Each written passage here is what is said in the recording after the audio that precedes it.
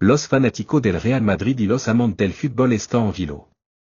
En medio de un tramo decisivo de la temporada y a las puertas de un clásico crucial para definir la Liga, el club blanco enfrenta una situación inesperada, la renovación de Vinicius Junior sigue sin cerrarse. Aunque semana atrás se filtró en la prensa que el acuerdo era un hecho, la realidad parece ser muy distinta. Según informó Mario Cortegana en el canal de Twitch de Rubén Martín, el entorno del jugador niega que la renovación esté firmada o concluida. Lo que antes parecía una operación sencilla y consensuada ha entrado en una fase más delicada, ya que Vinicius habría presentado una solicitud económica de última hora que sorprendió en Valdebebas. El periodista de The Athletic sostiene que ni Vinicius ni su entorno entienden cómo se ha dado por hecho su continuidad cuando no se ha alcanzado un acuerdo en los términos clave del nuevo contrato. La primera propuesta del club fue rechazada por el jugador, y un combat parte de Sean prolongar su relación. La negociación ha llegado a un punto crítico debido a las exigencias económicas del brasileño. Et una cifra que preocupa al club. Según ha trascendido, el entorno de Vinicius ha solicitado un contrato valorado en torno a 30 millones de euros por temporada, incluyendo salario fijo, variable, bono por rendimiento y una prima de renovación sin precedente en la historia del club blanco. No sé si el club lo rechazó directamente, pero le pareció demasiado, asegura Cortegana, quien también señala que el entorno del jugador, especialmente su padre, que posee un porcentaje de su derecho, gestiona con firmeza los intereses de Vinicius. El Real Madrid comprende que Vinicius es uno de sus activos más valiosos y desea que continúe por muchos años. Sin embargo, la estructura salarial del equipo es un pilar que Florentino Pérez no está dispuesto a dinamitar.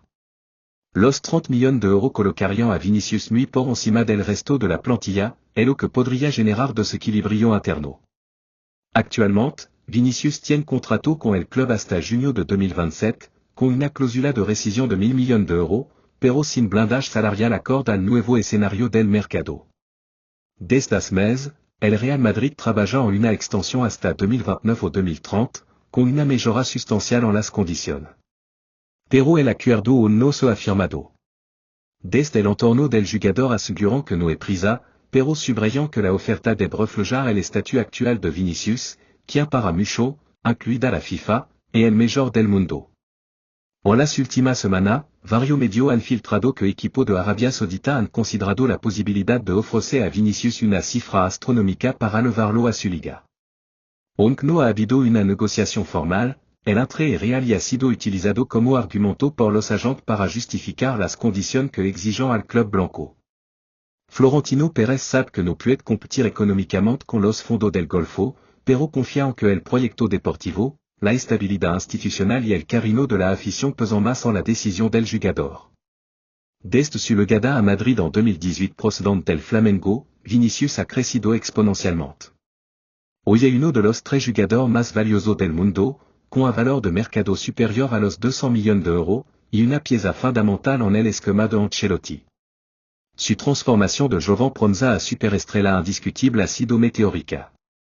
Con solo 24 años, ha acumulado 14 títulos con el club, ha sido clave en múltiples partidos decisivos y su papel en la conquista de la Champions League 2022 lo convirtió en una leyenda prematura del madridismo.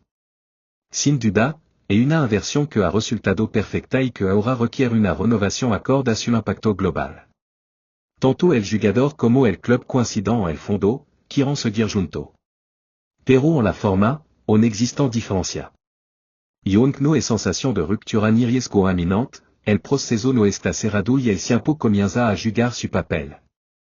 Con el clásico a la vista y la temporada entrando en su fase final, es posible que las negociaciones se retomen con más fuerza una vez concluido el curso. Pero si no se alcanza un acuerdo en 2 junio, otro club podría intentar interferir, especialmente aquellos que cuentan con poder económico ilimitado.